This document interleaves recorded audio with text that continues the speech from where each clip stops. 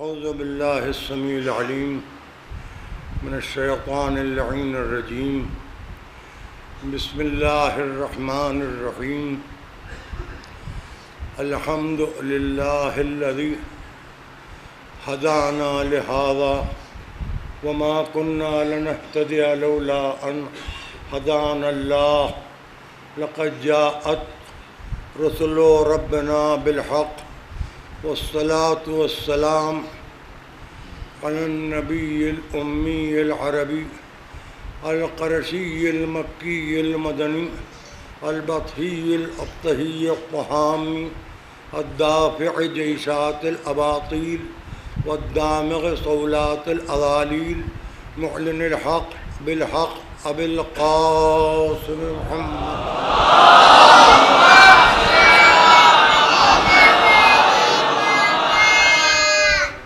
وعلى أهل بيته الطيبين الطاهرين المعصومين المظلومين الذين أذهب الله عنهم الرجس وطهرهم تطهيرا.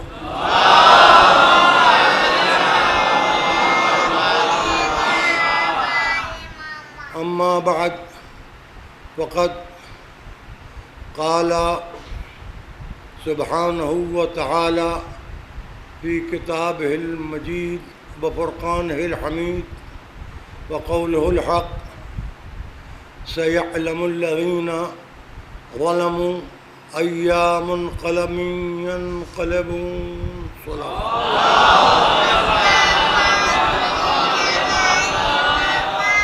حضرات، کل سے گفتگو کا سلسلہ جاری کیا گیا ہے اور الفاظ رسول کی زبان سے سنے ہوئے ہیں جو اللہ کے ہیں.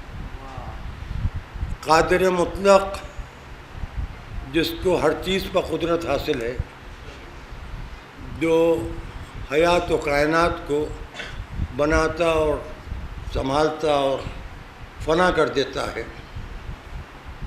اس نے ظلم کے بارے میں اپنی قادرانہ رائے کا اظہار کیا ہے. ظلم میرا موضوع ہے. ایک بات میں نے کہی، ایک بات آپ نے کہی، ایک بات ہم چند لوگوں نے کہی، وہ ہم چند لوگوں کے حد تک محدود ہے. ایک بات وہ کہہ رہا ہے جس نے بے آواز لفظ کن کہا، جس کی صدائے بے صدا کے رد عمل کا نام نور محمدی کی دمک ہے، اور پھر اس کا پسینہ ملکوتیت اور نبوت کی تخلیق ہے. نگاہ کرم کا نام جنت، نگاہ غضب کا نام جہنم. وجود کو وجودیت عطا کرنے والا، حیات کو زندگی دینے والا، ممات کو حیات میں تبدیل کرنے والا، لا وجود کو موجود کرنے والا، مٹی کو خلق کرنے والا، پانی کو خلق کرنے والا، ہوا کو خلق کرنے والا، فضا کو خلق کرنے والا، آگ کو خلق کرنے والا، مخلوق کو خلق کرنے والا، موجود کو خلق کرنے والا، زندگی کو خلق کرنے والا، ستاروں کو خلق کرنے والا، سورج کو خلق کرنے والا، آسمان کو خلق کرنے والا، دوسرے آسمان کو خلق کرنے والا، تیسرے آسمان کو خلق کرنے والا، چوتھے آسمان کو خلق کرنے والا، 7 آسمانوں کو خلق کرنے والا، زمین کی پرتیں بچھانے والا، پہاڑوں کی میخیں ٹھوکنے والا، آبشاروں کو انکسار دینے والا، دریاؤں کو روانی دینے والا، ہواؤں کو آوارگی عطا کرنے والا، انسان کو عقل دینے والا، جانور کو بدعقل بنانے والا، بشریت کو ارتقاء دینے والا، آدمیت کو آدم دینے والا، نوح کو سکینہ دینے والا، ابراہیم کو خلت دینے والا، موسیٰ کو حیرت دینے والا، عیسیٰ کو زہد دینے والا، محمد کو علی دینے والا. جس نے محمد کو علی دیا، سب کچھ اسی نے بنایا. اب وہ کہہ رہا ہے کہ ان قریب ظلم کرنے والوں کو معلوم ہو جائے گا کہ وہ کون سی ہستی ہے، وہ کون ہے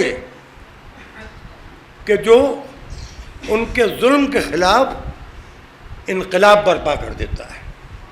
دیکھیے انقلاب کا لفظ ہمارے یہاں اردو زبان میں، ہندی زبان میں، ہندوستان میں، ہم ہندوستانیوں میں، بلکہ ایران میں، فارسی میں انقلاب حکومتوں کی تبدیلی کو کہتے ہیں۔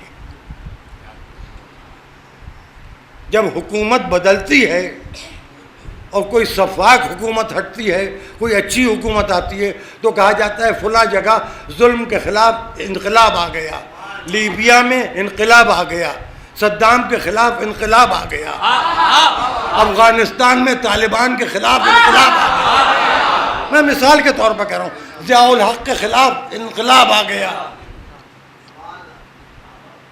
اس کے بعد مثلا انقلابات آتے رہے، نواز شریف کے بعد انقلاب آ گیا،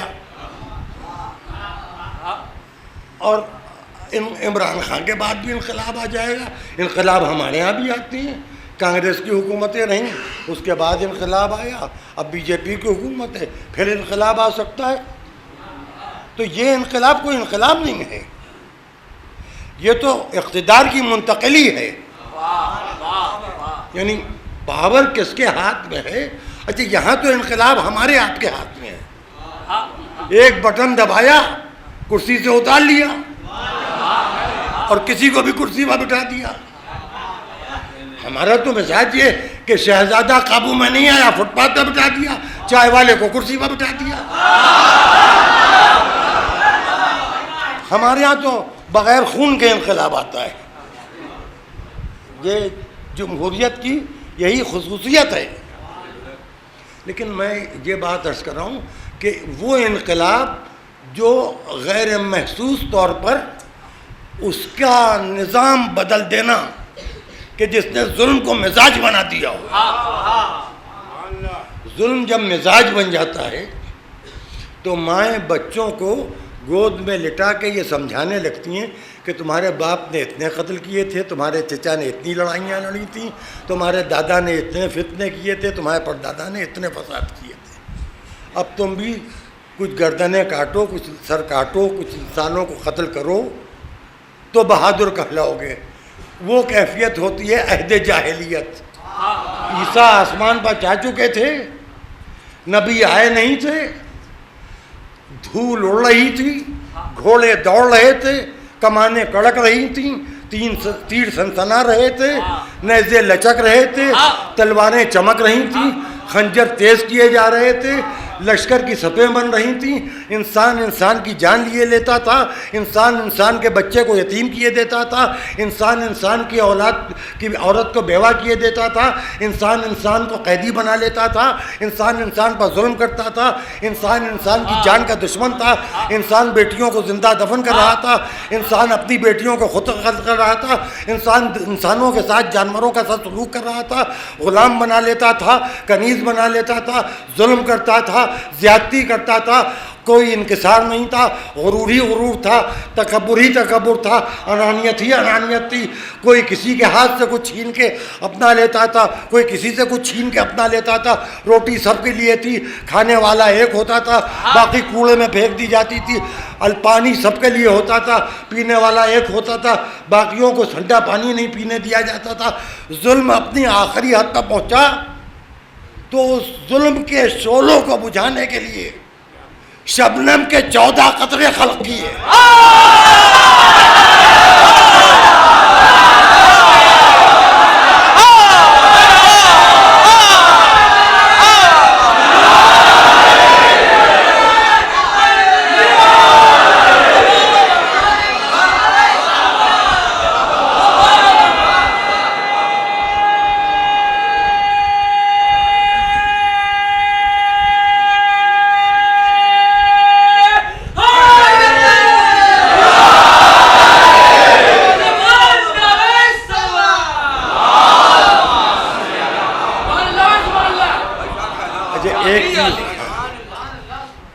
اب میں آپ سے ایک بات پوچھتا ہوں، میں نے بچپن میں دیکھے ہو سکے، بلکہ کسی حد تک نوجوانی میں بھی دیکھیں، آپ میں سے اکثریت جو انڈر 40 ہیں آپ نے دیکھے بھی نہیں ہوں گے۔ سرکردہ بادشاہ کے سکے یاد ہیں آپ کو؟ روپیہ، اٹھنیاں، کنگ ایڈورڈ والے، سرکردہ بادشاہ ہم لوگ سرکٹا بادشاہ کیوں کہتے تھے؟ انگریز جا چکے تھے، انقلاب آ چکا تھا. اس کا سکے کے اوپر گردن سے کٹا ہوا فوٹو بنا ہوا تھا. تو جب تک کہ انگریز رہے وہ سکہ رائج الوقت رہا. انگریزوں کے جانے کے بعد جن کو انگریزوں کے ظلم سے نفرت تھی، انہوں نے اس سکے کا نام رکھ دیا سرکٹے بادشاہ والا روپیہ، سرکٹے بادشاہ والی اٹھنی. اب وہ میوزیم میں ہے. ارے ابھی آپ دیکھیے، میری مثال دیکھ لیجیے، میری مثال دیکھ لیجیے. 8 نومبر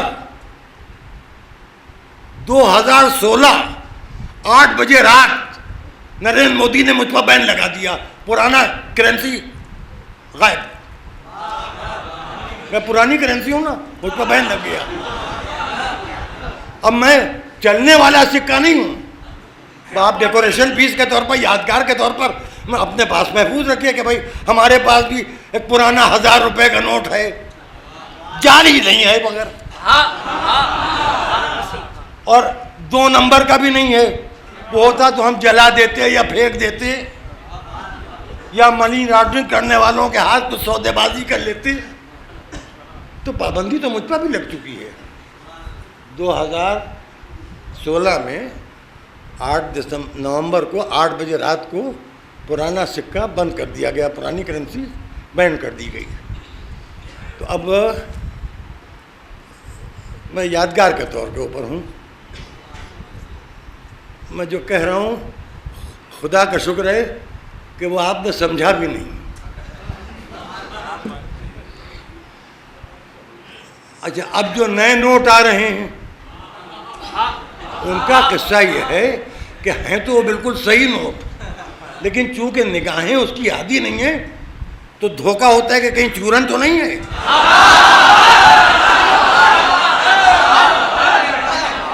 یہی قصہ عقیدے کا بھی ہے. یہ جو نئے نئے آ رہے ہیں دھوکہ ہوتا ہے کہیں چورن تو نہیں آئے.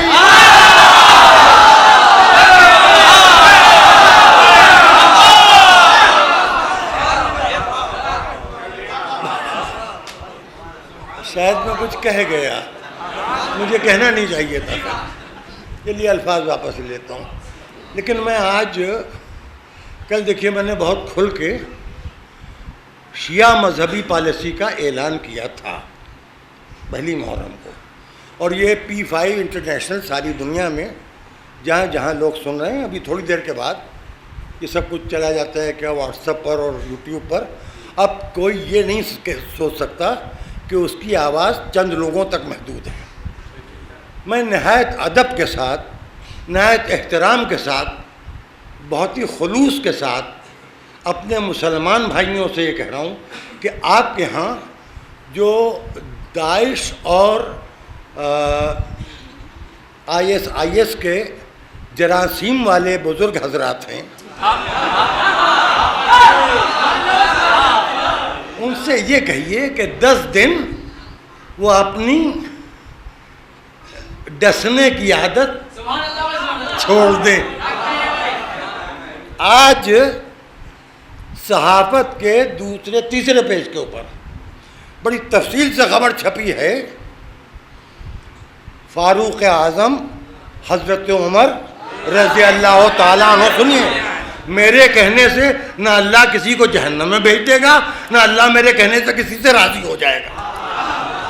تو میں یہ بات کہہ رہا ہوں کہ ان کی فضیلتیں کل رات کو بیان ہوئیں اور آج بہت نمایاں کر کے چھاپی گئیں، اور اس میں ان کے عدل کا بہت ذکر ہے. ہو گیا عدل، میں نہیں کہہ سکتا. جس کے ساتھ عدل کیا ہو وہ ان کو عادل مانے.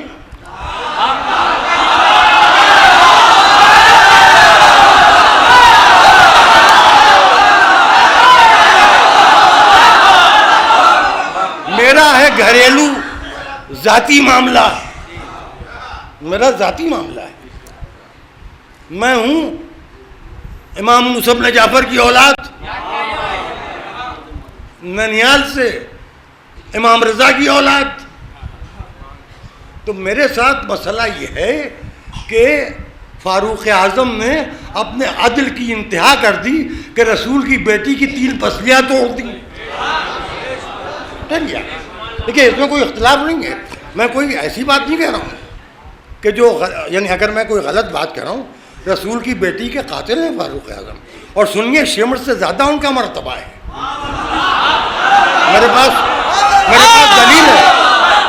میرے پاس دلیل ہے ان کے عدل کی.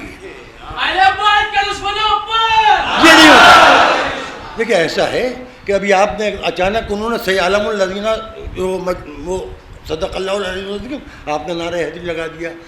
آپ یہ نبی ربیع الاول کی مٹھائی جو ہے دوسری محرم کو کیا تو کہ بانٹنے کا. تو اچھا میں کریلے کا کام کر ہی رہا ہوں.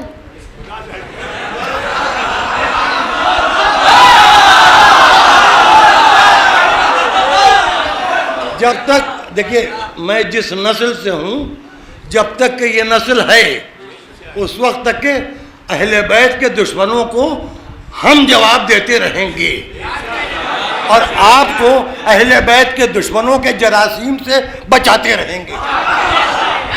دیکھیے شمر سے بڑا مرتبہ ہے حضرت فاروق اعظم کا، کیونکہ شمر نے 57 برس کے حسین کے گلے پر خنجر چلایا. حضرت فاروق اعظم نے جناب محسن کو دنیا میں آنے سے پہلے بطن سیدہ میں شہید کر دیا. دیکھیے غور کیا، تو ہم ہیں اولاد سیدہ، ہمارا ہے نسلی جھگڑا کوئی اچھا ہوا کرے. ہم تو یہ سوچتے ہیں کہ ہم ان کی اولاد ہیں، اس لیے ہمارا احترام کرو، ہم سید ہیں، سیدہ کی اولاد ہونے کی وجہ سے. تو ہمارا تو خاندانی جھگڑا ہے بھائی. اگر عدل فاروق بھی ٹھہری کہ فاروق اعظم بہت عادل تھے، بہت اچھے تھے، تو ان کی ساری خوبیاں میرے دادا کے دادا نے شارق النصوص میں لکھی ہیں. اگر اجازت دیجیے گا، خفا نہ ہوئیے گا، تو کل سے ان کی خوبیاں ہی خوبیاں سنانا شروع کر دوں گا. خوبیاں سنیے تو شجرے کی خوبیاں، ماں کی خوبیاں،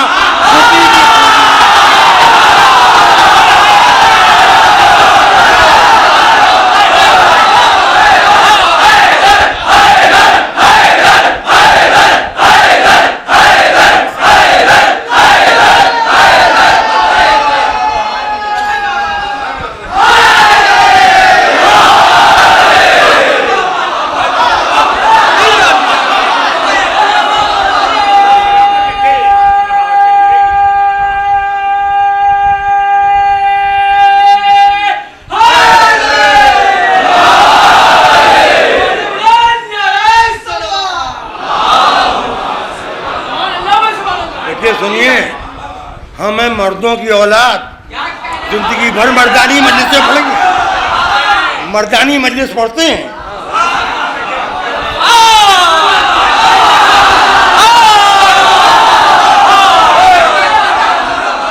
اور ہم ہی ہیں جو اس ملک میں یزیدیت کے محاذ کے اوپر اس طرح مسلط ہیں جس طرح اللہ نے عذاب کے فرشتوں کو ابن ملجم پر مسلط کیا. ہم میں 100 خرابیاں نکال دیجئے. آخر میں کچھ وہ جو آدھے شیعہ ہیں جو معلوم نہیں کیوں وہابیوں کے تلوے چاٹے بغیر انہیں سکون ہی نہیں ملتا بیچاروں. اتحاد بین المسلمین والے بیچارے ان کو یہ ارے صاحب ایسی مجلسیں پڑھتے ہیں کہ جھگڑا ہو جاتا ہے. میاں جھگڑا ہو رہا ہے سیریا میں، جھگڑا ہو رہا ہے بحرین میں، جھگڑا ہو رہا ہے یمن میں. جاؤ وہاں کے جھگڑے روکو. کابل میں جھگڑا ہو رہا ہے، ہرات میں جھگڑا ہو رہا ہے، وہاں تو نماز ہو رہی ہے اور مسجد میں نمازی گھستا ہے، خود بھی مر جاتا ہے، دوسرے نمازیوں کو بھی مار دیتا ہے. ہم محرم حسین کا غم منانے کے لیے کرتے ہیں، جھگڑے کے لیے نہیں کرتے. آپ یہ سمجھتے ہیں کہ آپ کی تعداد زیادہ ہے، بھئی یہی تو ہے. تو ایک بات سنیے آپ، میں جو کہہ رہا ہوں وہ اپنے بچوں سے کہہ رہا ہوں، آپ سے نہیں کہہ رہا ہوں. جو آپ سے گزارش کرنا تھی میں نے کر لی. آپ اپنے مولویوں کی للو سنبھال لیجئے. اپنے منحوسوں کو روک دیجئے، اپنے خبیثوں کو منع کر دیجئے. آغا روئی سے زیادہ شریف آدمی کوئی نہیں ہے. لیکن یہ کہ جب تک کہ جیوں گا تب تک سیدہ کے قاتل پر لعنت کروں گا، مر جاؤں گا تو قبر کی مٹی سے بھی لعنت کی آواز آئے گی.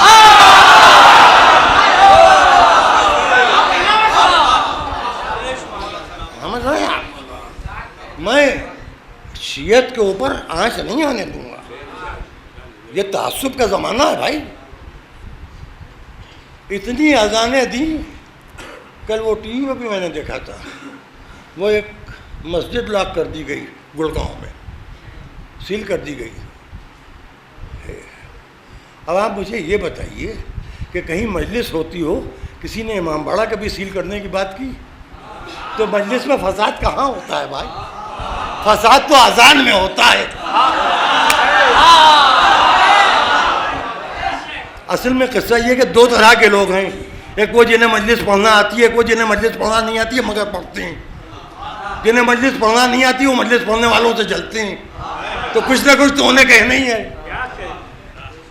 اچھا جب کچھ سمجھ میں نہیں آتا تو مختلف ممالک کے جو وہاں کے سیاسی ضرورت کے نعرے ہیں ان کا امپلیمنٹیشن ایک ایسے ملک میں کرنے لگتے ہیں جہاں کا کانسٹیٹیوشن بالکل الگ ہے، اور بیچارے سمجھ پاتے نہیں ہیں.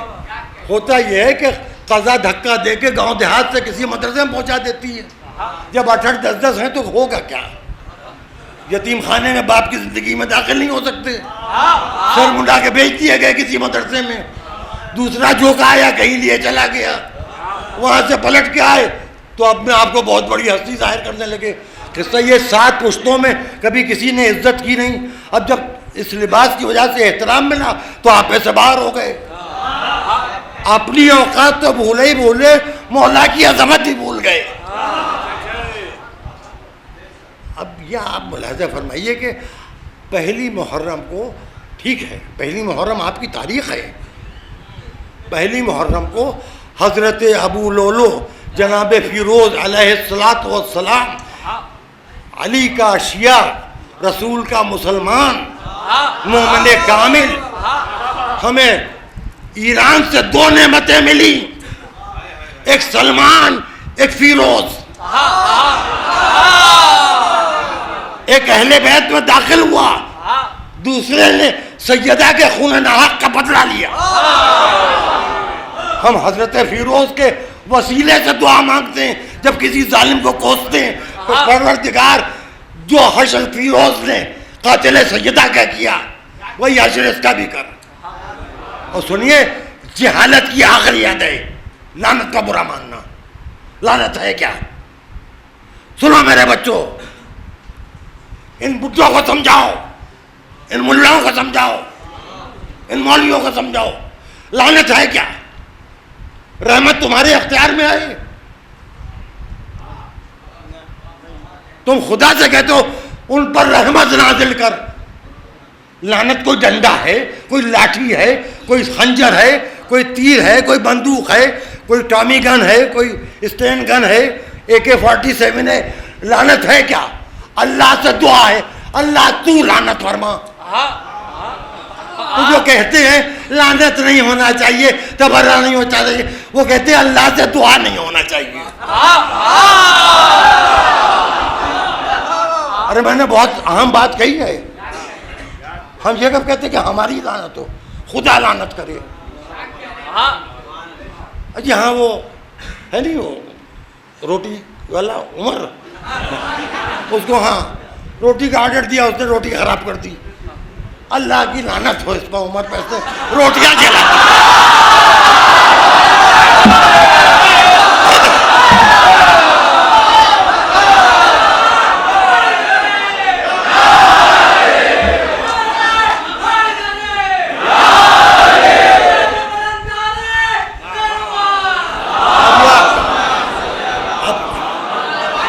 ایران کے خلاف جو سازشیں ہو رہی ہیں، ایران خلاف جو سازشیں ہو رہی ہیں، اس کو آپ یہاں آ کے اتر پردیش میں، مدھیہ پردیش میں، مہاراشٹرا میں ان کا رونا رو رہے ہیں.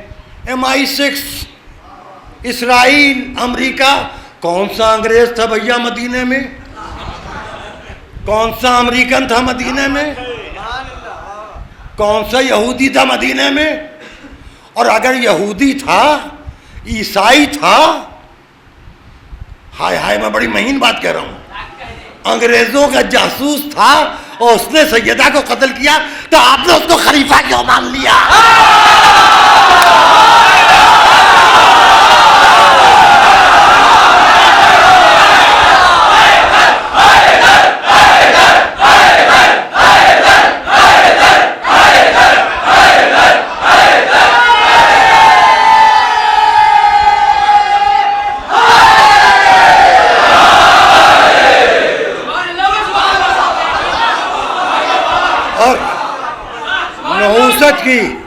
نحوست کی 2018 کی آپ کو مثال دے رہا ہوں. یہ عزا خانہ گواہ ہے، اور وہ سارے عزا خانے گواہ ہیں، وہ ساری مسجدیں گواہ ہیں جہاں سلامتی کی، صحت کی اور طول عمر کی دعائیں ہوئی ہیں.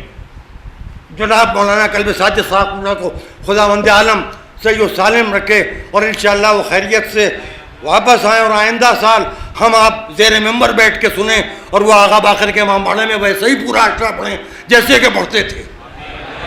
پوری زندگی انہوں نے وہابیوں کی سرپرستی کرنے میں گزاری. اتنا میٹھا آدمی، لکھنؤ سفیدہ، کڑواہٹ نام کی کوئی چیز ہی نہیں. سنیے، مجھے سنیوں کی وہ مسجد بتا دو جہاں کلب صادق کی صحت کے لیے دعا ہوئی ہو.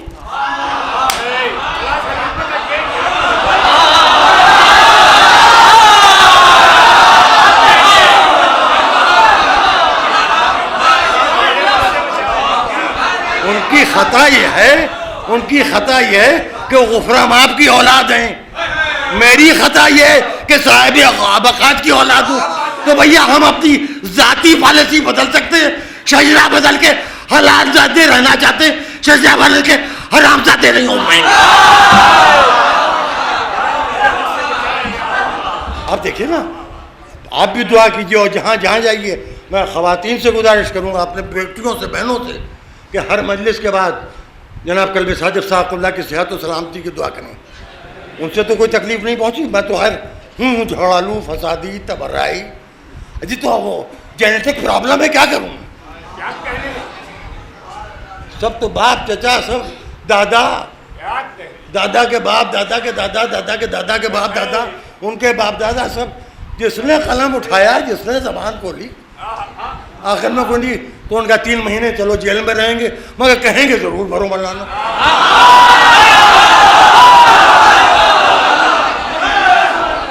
تو ہم تو دیکھیں بے تکے لوگ ہیں ہم، اور ہندوستان میں سب کو رہنے کی آزادی ہے. ہندوستان میں کتنے مذہب ہیں، کتنے مذہب ہیں. اور یہ بھی سن لیجئے کہ ہم کسی کے سہارے کسی کو کچھ نہیں کہتے ہیں، اور جو کچھ ہم کہتے ہیں وہ ہمارا جذبہ ہم سے ظلم کی مخالفت کرواتا ہے. اب یہ بھی صحیح ہے، میں اس بات کا کوئی میں انکار نہیں کر رہا ہوں، لیکن تبرع اگر بری چیز ہے تو سب سے پہلے 2 آدمیوں کا مقدمہ دائر کیجیے ہندوستان میں، نریندر بھائی مودی جی پر اور راہل گاندھی جی پر. یہ دونوں ایک دوسرے پر پارلیمنٹ میں تبرع کرتے ہیں.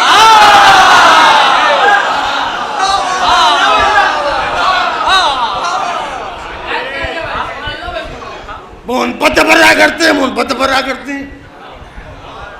تبرع کیا ہے؟ وہ کہہ رہے ہیں تم نے 70 برس میں کچھ نہیں کیا، ان کا تم نے 4.5 برس میں پیٹرول مہنگا کر دیا، کرنسی ڈاؤن کر دی. یہ ایک دوسرے کے ایب ہی نکال رہے ہیں. ان کی پارٹی ان کی پارٹی کو، ان کی پارٹی ان کی پارٹی کو. جی ساری سیاسی جماعتیں کبھی اب ان کا کہ مہا گٹھ بندھن بنے گا، یعنی سب مل کے تبرع کریں گے مودی پر. بھئی عجیب و غریب سیاستداں، قانون بنانے والے، جس کو وہ کیا کہتے ہیں قانون ہندی میں، قانون گو ہندی کہاں ہو یار. ہاں ارے سنسد کو، سنویدھان آئین کو کہتے ہیں بھیا. آپ سے زیادہ ہندی تو مجھ کو آتی ہے. ایسا ہے کہ جس عمارت میں بیٹھ کے قانون بنتا ہے جو قانون کا مندر ہے، سنسد بھون ہے، جو قانون کی ہندی ابھی بھی کسی نے نہیں بتائی. نیا پایا لکھا ہے قانون. واہ واہ واہ واہ، کیا جھاڑو دی آپ نے میری تقریر کے اوپر، کیا آپ نے کچرا چلایا ہے. واہ واہ واہ، نہیں کسی کو نہیں معلوم، اور جس کو معلوم ہے وہ دور سے بیٹھا مسکرائے. اچھا جج بعد میں بولتا ہے، پہلے تو وکیل بولا کرتے ہیں. ایک جج بھی بیٹھا مسکرا رہا ہے، اس کو معلوم ہے کہ میں کیا کہہ رہا ہوں. تو جہاں ہندوستان کا قانون بنتا ہے وہ ٹھکانہ ایک دوسرے پر تبرے کا تو ہے صاحب. اب معلوم مہا گٹھ بندھن بن رہا ہے، جو آپس میں ایک دوسرے پر لعنت کر رہے تھے وہ سب متحد ہو گئے. جیسے یہ کھٹمل ہیں رافضی، یہ ایک دوسرے کو برا بھلا کہتے رہتے ہیں، نبی ربیع الاول کو سب ایک ہو جاتی ہیں. نبی ربیع الاول کو جتنے اتحاد بین المسلمین والے، سب کی بیویاں لال دوپٹے اوڑھتی ہیں، چوڑیاں پہنتی ہیں، کوئی کالے کپڑے نہیں پہنتی. اور سہاگن تو مر ڈالے گی اگر اس سے کہا جائے کہ بھائی مربت کرو، بھائی اتحاد کا مسئلہ ہے، آج چوڑیاں نہ پہنو. اور عام دنوں میں کہتی ہے چوڑیاں توڑو، وہ جواب دے گی اللہ کرے تمہارے گھر بھر کی چوڑیاں ٹوٹ جائیں. محرم کا جان دے گا چوڑیاں توڑ دیں، اور عید زہرا میں چوڑیاں پہن لیں.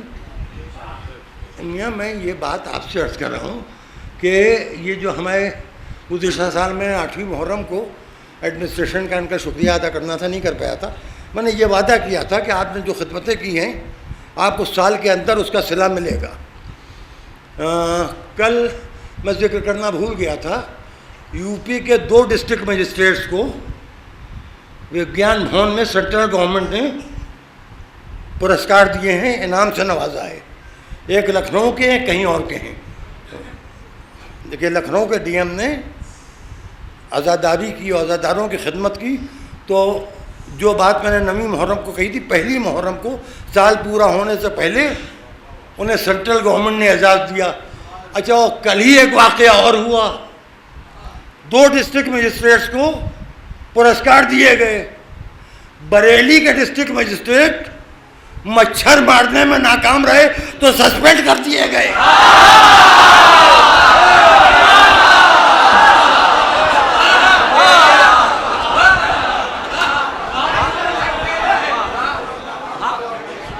اب سمجھیے آپ، ملیریا سے لوگ مر رہے تھے، اور ملیریا کے مچھروں نے، بریلی ڈسٹرکٹ میں کوئی جگہ تھی وہاں قاتل مچھر گھوم رہے ہیں. اب وہ کمبخت نکل آیا جو دن دہاڑے کاٹتا ہے، وہ بڑا وقت کا پابند ہے، 12 بجے سے 3 بجے کے اندر یا معلوم دوپہر سے 6 بجے تک کاٹتا ہے. اچھا جب وہ کاٹ لیتا ہے، کوئی مر چکا ہوتا ہے، تب اس کی تصویریں اخباروں میں چھپتی ہیں، میگزینز میں چھپتی ہیں، ٹی وی پہ دکھائی جاتی ہے. دیکھیے یہ وہ مچھر ہے ڈینگو کا جس کے اوپر 3 پوائنٹ بنے ہوئے ہیں.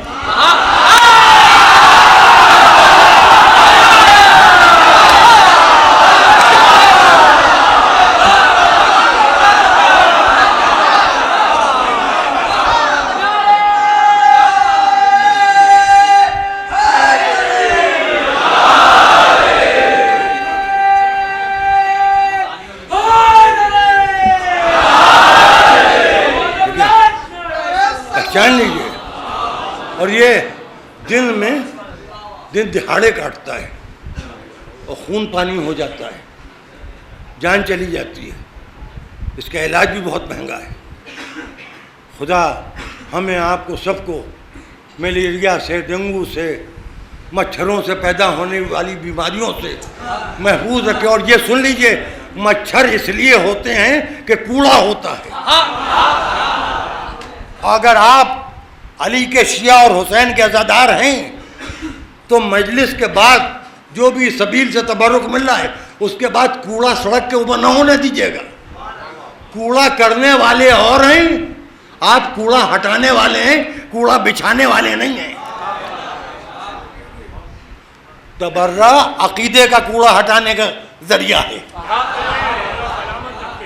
آپ صفائی رکھیے. کچھ بچے ہیں، کچھ کھایا ہو پھینک دیا، یہ کر دیا وہ کر دیا. ایک تو ڈسٹ بن آپ اپنے پاس سے بھی خرید سکتے ہیں، جہاں پر سبیل لگائیے 2-3 ڈسٹ بن بھی رکھیے, ڈسپوزل اس میں ڈالے جائیں, وہ ڈسپوزل حفاظت سے رکھیے. اتحاد بین المسلمین کے کام آئیں گے, بہت پہلے کہہ چکا ہوں. اگر کسی کو چندے میں کچھ دینا تو کوڑا بھی بکتا ہے, وہ کوڑا بیچ دیجیے. یہ جو سبیلوں کا, حسین کی سبیلوں کا کوڑا ہے, یہ بیچ کے چندے میں دے دیجیے گا تاکہ لوگ بھیک مانگتے نہ گھومیں. انہیں اگر کچھ اپنے عقیدے کے اعتبار سے کرنا ہے تو کر لیں. ابھی مسلمانوں کا پیسہ ہے, مسلمانوں کے کام آ جائے, کیوں کفار و مشرکین کو بیچ میں لایا جائے؟ اب اس سے بڑھ کے اتحاد بین المسلمین کیا ہوگا کہ ہم کوڑے کے پیسے بھی آپ کو دینا چاہتے ہیں. آپ ہمیں کہہ رہے ہیں کہ یہ بڑے بہت بہت بہت غلط آدمی ہیں. یہ جی تو غلط آدمی تو ہم ہیں نہیں, نسل خراب ہے ہماری. نہ آپ نے بطن سیدہ میں محسن کو شہید کیا ہوتا, نہ آپ نے غدیر کو بھلایا ہوتا, نہ آپ نے فدق چھینا ہوتا, نہ آپ نے معاویہ کو امیر شام مانا ہوتا, نہ آپ نے یزید کو رضی اللہ تعالیٰ عنہ اور امیر المومنین کہا ہوتا, نہ آج ہم ان کو وہ بلانت کر رہے ہوتے. ظلم کا رد عمل ہے تبرہ, اور یہ تہذیب قرآنی ہے. الا لعنت اللہ علی قوم الظالمین, آگاہ ہو جاؤ, اللہ کی لعنت ہے ظالمین کی قوم پر. یا تو آپ ثابت کیجئے کہ جنہیں آپ مانتے ہیں وہ ظالم نہیں تھے, اگر ظالم تھے تو پھر ہمارے لعنت کرنے کو آپ برا نہ سمجھیے. یہ ہمارا فریضہ ہے, ہماری ڈیوٹی ہے.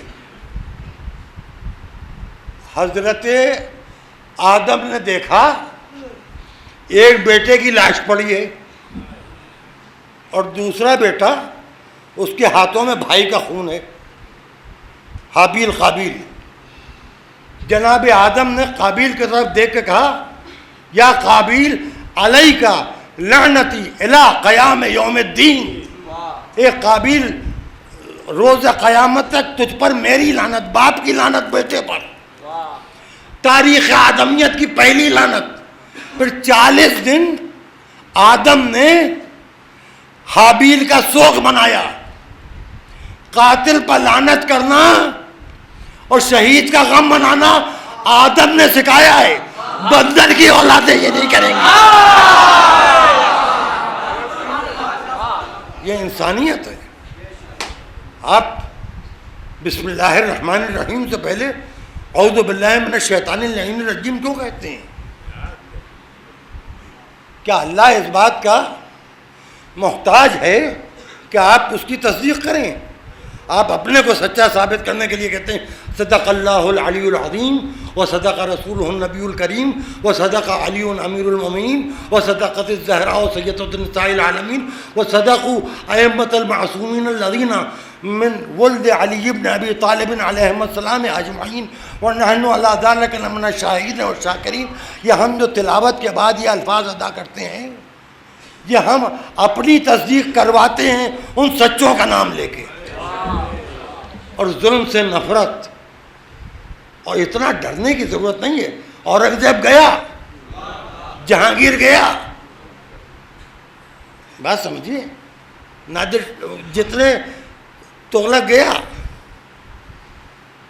اب کوئی محمد بن قاسم نہیں ہے. ڈیموکریسی ہے, اور ڈیموکریسی کی بنیاد تبرہ ہے.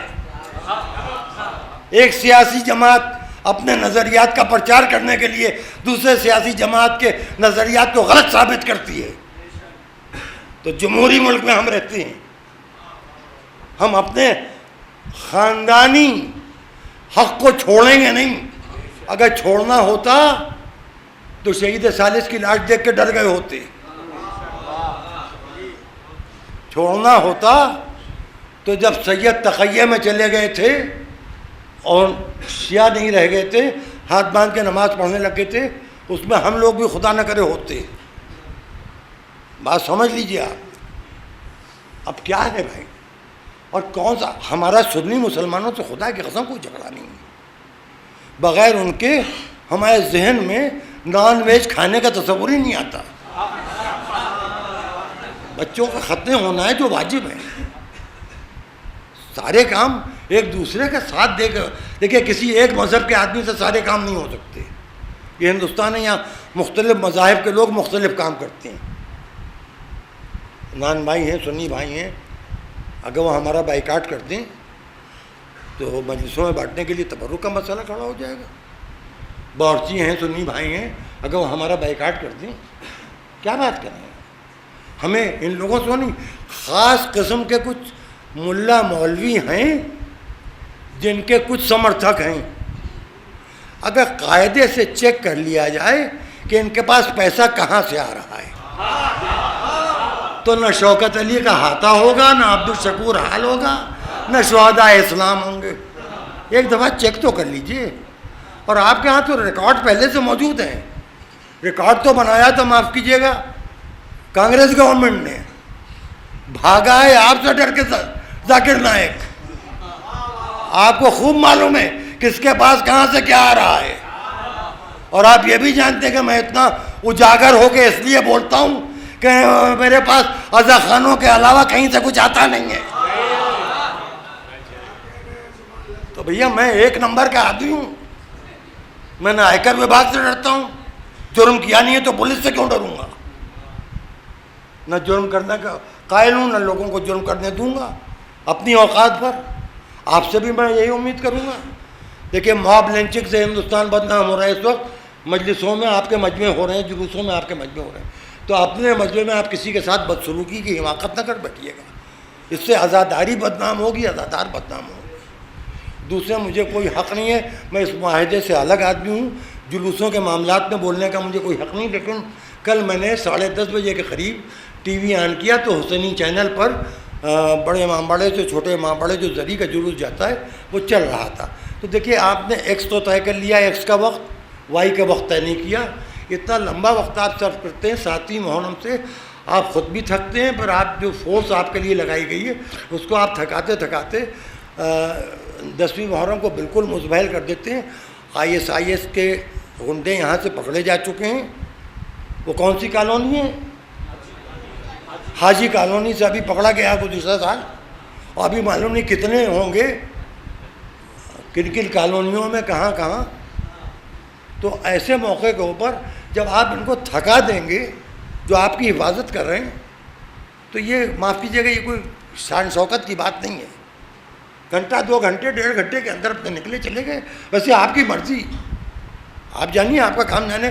میرا ان جلوسوں سے کوئی لینا دینا نہیں ہے, کیونکہ یہ جلوس ہمیں 9 ملے ہیں مد صحابہ کے جھنڈے کے لیے, اور مجھے مد صحابہ کا جھنڈا پسند نہیں ہے, چاہے جلوس اٹھے چاہے بند ہو جائیں.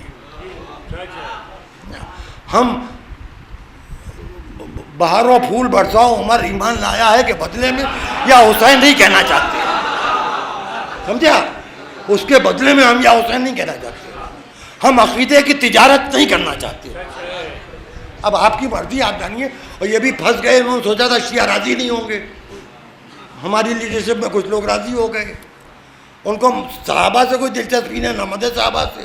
آپ پیدائشی عادی ہیں, ننگے سر ننگے پیر, دھوپ میں, سردی میں, گرمی میں, برسات میں عزاداری کرنے کے. ماں کی گود سے عادت پڑ جاتی ہے. اب وہ پھنسے پڑے ہوئے ہیں. ان کے یہاں شریعت میں حرام بھی ہے, رسول کے نام کا جھنڈا تو حرام ہے, جائے کہ صحابہ کے نام کا جھنڈا. پھر بیچارے پریشان ہیں, وہ چاہتے ہیں کہ کسی صورت سے کچھ ہوش پوش ہو جائے, تو اس کا بھی بچانے کا راستہ ہے. آپ حضرات نے جن لوگوں نے کوشش کر کے یہ سب جلوس اٹھوائے ہیں, یہ جھنڈا اٹھوایا ہے, فاتح فرات کے علم کا گزشتہ سال راستہ بدل گیا. اس سال آپ ذرا سا کوشش کر کے راستہ بدلوا دیجئے. یہ نادان محل سے اندر ہی اندر چلے جائیں. کیوں ان کو نخاس کی طرف سے گھرایا جاتا ہے, شیعہ آبادیوں سے گزرتے ہیں, آپکتی جنک نعرے لگاتے ہیں, اس کی وجہ سے شیعوں کی دل آزاری ہوتی ہے, پاکستانی جھنڈے دیکھنا پڑتے ہیں.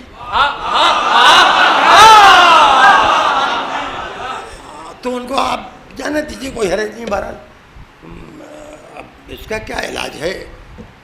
ابھی آپ کو کمزور بنایا جا رہا ہے. آپ کمزور ہیں نہیں, آپ عقیدے کے مضبوط اور قانون کے پابند رہیے. آپ کو فخر ہونا چاہیے کہ آپ ہندوستانی شیعہ ہیں. اس ملک میں آپ کو مکمل آزادی ہے، مکمل تحفظ ہے. اتنی آزادی دنیا میں کہیں نہیں ہے. برا نہ مانیے گا، میں نے آج آپ سے کچھ کڑوی باتیں کر لیں، تھوڑا آپ کا وقت ضائع کیا، لیکن شروع میں بہت کچھ کہہ گیا تھا. تو اب سن لیجئے، میں نے اگر آپ سے گزارش کی ہے کہ اپنے مولویوں سے کہیے کہ وہ اپنی زبان دہن کے اندر رکھیں، تو میں اپنے بچوں کو بھی سمجھا رہا ہوں، یہ بات نہیں ہے. میں نے آپ سے تو گزارش کی ہے، آپ سے میں فرمائش کر سکتا ہوں، فرمائش کر رہا ہوں. جو میں بھائی یہ تو جھوٹ ہے کہ کوئی کہے کہ آپ کو اپنی اولاد کی طرح سمجھتا ہوں. جو میں اپنی اولاد کے لیے برا سمجھوں گا وہ آپ نوجوانوں کے لیے بھی برا سمجھوں گا. لڑائی جھگڑا، اینٹیں پتھراؤ، ناجائز اسلحہ یا مار پیٹ یا پولیس سے ٹکراؤ، یہ تو کسی طرح سے مناسب نہیں ہوگا. اور یہ کہ غمزدہ لوگ غم میں، کبھی کبھی ایسا ہوتا ہے نا کہ اسپتال میں کوئی مر گیا تو ڈاکٹروں کی پٹائی کر دی، اسپتال کی بتوڑ پھوڑ کر دی. یہ کوئی اچھی بات نہیں ہے. اس سے مردہ زندہ نہیں ہوتا، مردے کے ورثاء کی جہالت ثابت ہوتی ہے. بس یہ میں نے اتنی باتیں کر لی، میں اس کے لیے آپ سے معافی چاہتا ہوں. لیکن میں آپ سے ایک چیز یہ عرض کروں کہ ظلم کے خلاف مسلسل احتجاج کا نام اسلام میں عزاداری کہلاتا ہے. اب یہ بتائیے کہ حسین مدینے سے 28 رجب کو کیوں نکلے؟ یہودیوں کی وجہ سے نکلے، عیسائیوں کی وجہ سے نکلے، مجوسیوں کی وجہ سے نکلے، ہندوؤں کی وجہ سے نکلے؟ مسلمانوں ہی نے نبی کے نواسے کو اتنا پریشان کیا کہ نبی کا نواسا نانا کی قبر چھوڑ کے، ماں کی قبر چھوڑ کے، بھائی کی قبر چھوڑ کے، اپنا گھر اپنا محلہ چھوڑ کے، چھوٹے چھوٹے بچوں کو، اب یہ چند دن کے بچے کو بھی گود میں لیے ہوئے چلے گئے. اب دیکھیے، اب ایک نیا سلسلہ اب کی شروع ہو رہا ہے اور یہ پہلا حج کا سیزن ہے. اب کی یہ ہوا ہے کہ کل یا آج ایک جلسہ ہوا ہے مبارکباد کا، ان حاجیوں کے استقبال ہوا ہے، ان کو ہار پھول پہنائے گئے جو حج کر کے واپس آئے ہیں. دوسری محرم کو اور پہلی محرم کو حاجیوں کے گلے میں بقرعید کے دن دمبے کے گلے میں ڈالنے والے ہار ڈالے جا رہے ہیں، اور ہم سے کہا جا رہا ہے کہ آپ بہت متعصب قسم کے شیعہ ہیں. تو صاحب، یہ حج کو عمرے سے کیوں بدلا تھا حسین نے؟ کہ کعبے میں خون نہ بہے. احرام میں حاجیوں کے لباس میں قاتل ٹہر رہے تھے. پھر مسلم ابن عقیل کی سنانی سنتے ہوئے حسین دوسری محرم کو کربلا پہنچ گئے. دوردرشن کی مجلس شام غریبہ کی ریکارڈنگ کل 12 بجے دن کو ہے، اور میں نوجوانوں سے یہاں سے بھی کوئی بس جائے گی، کوئی بس کہاں سے جائے گی؟ ایک شیعہ کالج کے سامنے سے اور ایک کازمین کے سامنے سے. 12 بجے یہاں سے چل پڑیے تاکہ 1-1:30 بجے تک سیٹنگ ہو جائے، 2 بجے مجلس شروع ہو جائے، 3 بجے فرصت ہو جائے تاکہ اور مجلسوں میں وقت کے ساتھ شریک ہو پائیے. اور میں ہر نوجوان سے یہ گزارش کروں گا، آپ کے پاس بائک ہے یا 4 ویلر ہے تو آپ اپنے ساتھ 1-2 بزرگوں کو بھی ساتھ لے آئیے اور واپس بھی لانے کی ذمہ داری اپنی رکھیے. اور یہ بات بہت بڑی ہے، آپ سمجھیے، یہ شرف ہمارے ہندوستان کا ہے کہ ہندوستان میں لکھنؤ امام باڑوں کا شہر ہے اور دوردرشن کیندر میں امام باڑہ سجا جاتا ہے. پاکستان سے بھی شام غریبہ کی مجلس آتی ہے لیکن علم نہیں ہوتا، پنجہ نہیں ہوتا، پٹکا نہیں ہوتا، اور وہاں اسٹوڈیو میں ماتم منا ہے. معاف کیجیے گا، پڑوس میں اسلامی ملک ہے اور شیعہ کا بنایا ہوا ہے، محمد علی جناح شیعہ تھے، وہاں کے اسٹوڈیو میں ماتم نہیں کر سکتے، اور مجلس بھی بڑی دبی دبی، ڈری ڈری، سہمی سہمی. معاف فرمائیے گا، مجھے کوئی تانا نہیں دے رہا ہوں کسی کو. یہ کتنی بڑی بات ہے کہ ہندوستان چلا جاؤں، یہ حسین نے کہا تھا. ساری دنیا سے لوگ آتے ہیں لکھنؤ کے امام باڑے دیکھنے کے لیے، ہر مذہب کا آدمی آتا ہے، اور یہاں اسٹوڈیو میں امام باڑہ سجایا جاتا ہے. اور 35 سال ہو گئے اسٹوڈیو میں ایک ممبر بنا کے رکھ دیا گیا ہے، اسٹوڈیو ہی کا ممبر ہے. علم پٹ کے مختلف جگہوں سے جاتے ہیں، امام باڑہ سجایا جاتا ہے. اور اس وقت جتنے بھی ٹی وی چینلز ہیں، دوردرشن سب سے زیادہ پاورفل ہے، ساری دنیا میں دیکھا جاتا ہے. آپ ہندوستان میں عزاداری کے حق کے ثبوت کے لیے اب انشاءاللہ آپ کی آئندہ نسلوں میں بھی یہ دوردرشن کی مجلس شام غریبہ قائم رہے، اس کا نیشنل پروگرام میں آنا ان کو چڑھانے کا سبب ہے. جو کہتے ہیں شیعوں کی حیثیت ہی کیا ہے، مسلمانوں میں 1% ہیں شیعہ، 1% ہیں، لیکن ساری دنیا میں لکھنؤ دوردرشن کی مجلس شام غریبہ دیکھی جاتی ہے. اب آپ سے میں ایک بات پوچھتا ہوں، کھیت میں چلے جائیے، مٹی کے ذروں میں دانوں کی کتنی کم اقلیت ہوتی ہے، وہ اپنی نمو کے اعتبار سے درخت بن جاتی ہے. اکثریت زمین پر پڑی رہتی ہے، اقلیت درخت بنتی ہے، پھل دیتی ہے، پھول دیتی ہے. تو ہم اقلیت میں ہیں مگر ہم بیج ہیں. آپ تراب والے ہیں، ہم ابو تراب والے ہیں. بس میں نے آج آپ کا وقت زیادہ لے لیا، اور آج پریشانی بھی اچھی خاصی ہو گئی. عشاء شروع ہو گئی، کام ہو گیا جی. وہ آغار ہوئی کیا جو آسان سے نہ ٹکرائے. اچھا یہ اذان جو ہے یہ دربار یزید والی ہے، اس لیے مجھے اچھی بھی لگتی ہے. بھئی اگر یہ امام باڑے حسین کا سفارت خانہ ہے تو یہ مسجد یزید کا سفارت خانہ ہے. بیسی آ رہے ہیں یہ سب. جب مجلس ہو رہی بغیر لاؤڈ اسپیکر کے اذان دے لو یار. اور تمہیں ابھی تک کہ اذان نماز کا وقت یاد ہوا، جو اذان نماز کا وقت یاد دلانے کے لیے ہوتی ہے. بس 1400 برس ہو گئے تبلیغی جماعتیں نماز کے لیے ٹہل رہی. اس کی وجہ یہ ہے کہ نماز دل سے پڑھیے، خالی قبلے کے رخ دل نہ ہو، دل ہو کعبے کے رخ پر، اور روح ہو کربلا کے رخ پر. تو پھر نماز ہوتی ہے. اب آپ دیکھیے حسین دوسری محرم کو کربلا پہنچ گئے. آج آپ صبح سے مجلسوں میں ورود کربلا کے مصائب سن رہے ہوں گے. نہر فرات ہے، نہر القمہ بھی اس کا نام ہے. القمہ نام کا ایک بادشاہ تھا، اس نے یہ نہر دریائے فرات سے نکالی تھی. نہر کے کنارے خیمے نصب کیے گئے. وہ میں چند جملے عرض کرتا ہوں، انشاءاللہ کوئی آنکھ ایسی نہ ہوگی جو آنسوؤں کا نذرانہ بارگاہ رومال سیدہ میں حاضر نہ کرے.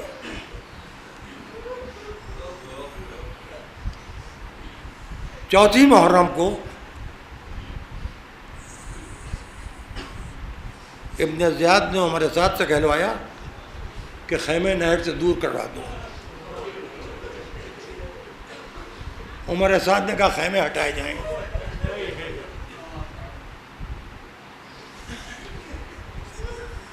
خیمے ہٹا دو. عباس باہر نکلے گا خیمے کیوں ہٹوا رہے ہو؟ کا حکم آیا ہے پانی کے قریب تمہارے خیمے نہیں رہیں گے. عباس نے کہا چھوٹے چھوٹے بچے ہیں، بیبیاں ہیں، پانی سے دور رہیں گے تو پانی لانے میں دشواری ہوگی، زحمت ہوگی؟ کہا نہیں ہٹا دو. ایک مرتبہ عباس کو جلال آیا, تلوار کے قبضے پہ ہاتھ گیا, نیام سے تلوار کھینچی اور زمین پہ ایک لکیر بنائی, خط کھینچا. عمر سعد اپنے پورے لشکر کے ساتھ سامنے, اور یہ کہہ کے عباس نے دیکھا کہ عمر سعد جس کی قضا آئی ہو اس لکیر کو پار کر دے. اور یہ کہہ کے عباس ٹہلنے لگے. باہر سے عباس کی غیظ بھری آواز آئی. جناب زینب نے کہا فضہ جا کے دیکھو عباس کو کسی بات پہ جلال آ گیا ہے. فضہ واپس آئی تو مسکراتی ہوئی. سیدانی چھوٹا شہزادہ تلوار ہاتھ میں لیے ہوئے ٹہل رہا ہے اور کہہ رہا ہے کہ ایک لکیر کھینچی ہے میں نے, جس کی مجال ہو اس لکیر کو پار کر کے ادھر آ جائے. میں جنگ شروع تو نہیں کروں گا, لیکن کوئی میری طرف بڑھے گا تو بھی اس کی خیر لیں گے. جناب زینب اور فضہ میں یہ گفتگو ہو رہی تھی. جناب زینب نے کہا بھیا جا کے دیکھیے. آقا حسین گئے. 7 مرتبہ ٹہلتے ہوئے عباس کا طواف کیا, جیسے حاجی خانے کعبہ کا طواف کرتے. بس 2-3 منٹ بھرپور گریا ہوگا.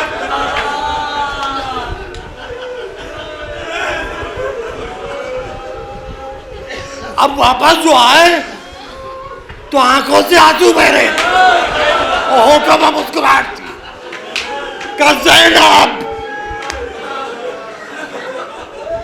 ارے بابا کی جوانی یاد آ گئی. آج میرا عباس بالکل عالی لگ رہا, بڑے غیظ میں ہے, تلوار ہاتھ میں ہے. اور میں چاہتا ہوں کہ خیمے دریا کے کنارے سے ہٹا لیا جائے, لیکن زینب اس وقت عباس سے میں کچھ نہیں کہہ پاؤں گا, کیونکہ مجھے دیکھ کے بھی عباس چپ نہیں ہوا, غصے میں ٹہلتا رہا. یہ زندگی کا پہلا موقع ہے. اتنا غصہ میں نے اپنے چھوٹے بھائی میں کبھی نہیں پایا. زینب اب تم عباس کو خیمے میں واپس لا دو. زینب نے کہا بھیا میں سمجھ گئی عباس واپس آ جائے گا. پھر جا یہاں عباس سے کہو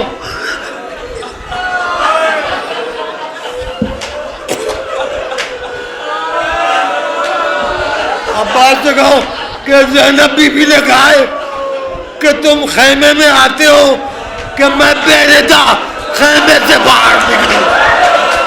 دوڑتے ہوئے آئے, جناب زینب کی چادر پر سے صدقہ کر کے زمین پر بیٹھ کے گھٹنے سے تلوار توڑ دی. اے سیدانی جب تک غلام زندہ ہے بے ردا باہر نکلنے کی بات نہ کیے. اے عباس خیمے جل گئے, اے عباس چادریں جل گئے, اے عباس